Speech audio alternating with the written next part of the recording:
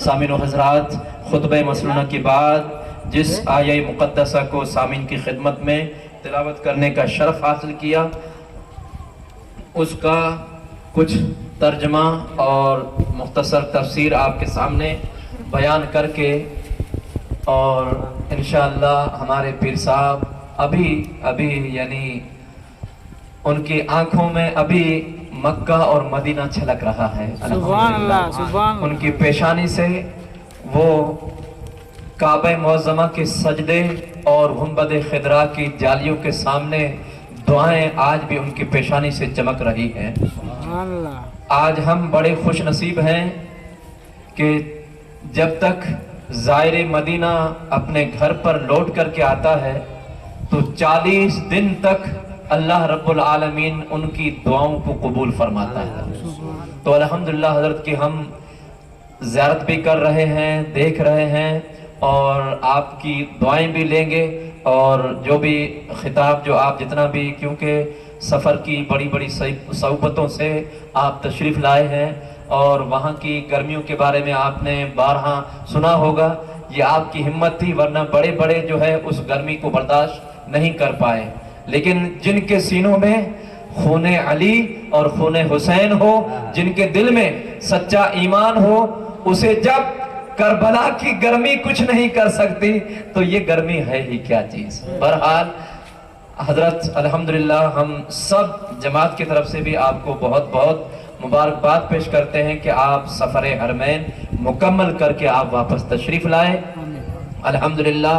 یہ راپر والوں کا بھی ایک مقدر ہے کہ ایسی شخصیت آپ کو نصیب ہوئی ہے۔ اللہ رب العالمین ایسے اہل بیت اطہار کی ہمیں عزت و تکریم کرنے کی اللہ توفیق عطا فرمائے۔ تو سامعین محترم، جس آیہ مقدسہ کو میں نے تلاوت کیا،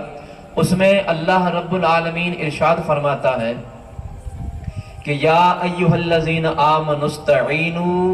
بالصبر والصلاۃ، اے ایمان والو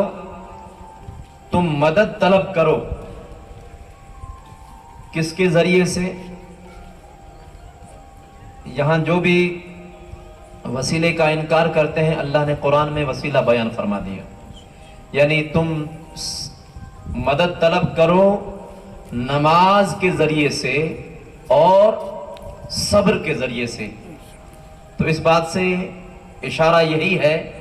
کہ نہ تو نماز خدا ہے نہ صبر خدا ہے، لیکن نماز کو وسیلہ بنانا ہے، صبر کو وسیلہ بنانا ہے، اور مدد لینی ہے کس سے؟ خدا سے۔ اور اسی طرح الحمدللہ آج ہم اور آپ چاہے مدد کسی سے بھی لیتے ہیں، جب اللہ کے ولیوں سے لیں، یا صحابہ کرام سے لیں، یا شہداء اعظام سے لیں، یا نبیوں کی ذاتوں سے لیں، یا اللہ کے رسول سے لیں، تو یہ مدد اصل میں خدا سے ہی ہم لیتے ہیں، لیکن بیچ میں وسیلہ بناتے ہیں کہ یا اللہ ہم تو لائق نہیں، لیکن دھولے گنبد والے اجمیر کے شہنشاہ تو لائق ہیں، ان کے وسیلے سے ہماری دعا کو قبول فرما۔ ہم تو لائق نہیں ہیں، لیکن جو آسمانی، جو بلو کلر سے جو آسمان کو بھی جو ہے شرمندہ کر دے، ایسا گنبد جو ہے چمک رہا ہے بغداد کی دھرتی پر، اسی کا واسطہ دیتے ہیں۔ اللہ رب العالمین بس ہمارے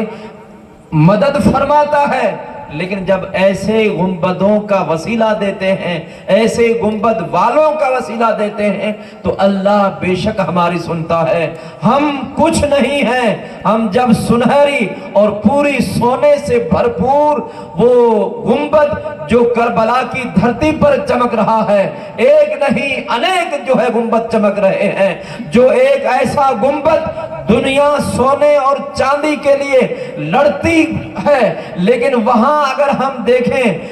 کربلا کی دھرتی پر، کیونکہ میں عرض کر دوں کہ امام عالی مقام رضی اللہ تعالیٰ عنہ کو نہ سونے کی ضرورت تھی نہ چاندی کی ضرورت تھی، ارے سونا اور چاندی تو ان کے ٹھوکروں میں تھا، جب اللہ کا ولی کسی پتھر کو دیکھے ٹھوکر مارنے سے وہ پتھر سونے سے بدل جائے، ہیرے جواہرات جب بن جائیں، کنکر کو چاہے تو ہیرے جواہرات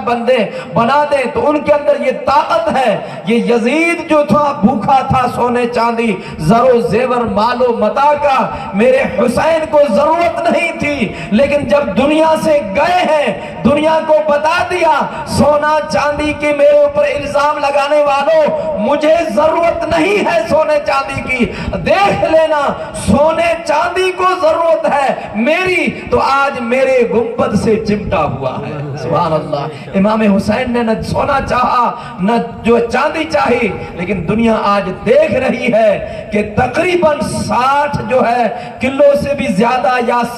ایک روایت میں 60 ٹنوں کا بھی آیا ہے، تو اتنا جو ہے سونا ان کی گنبدوں پر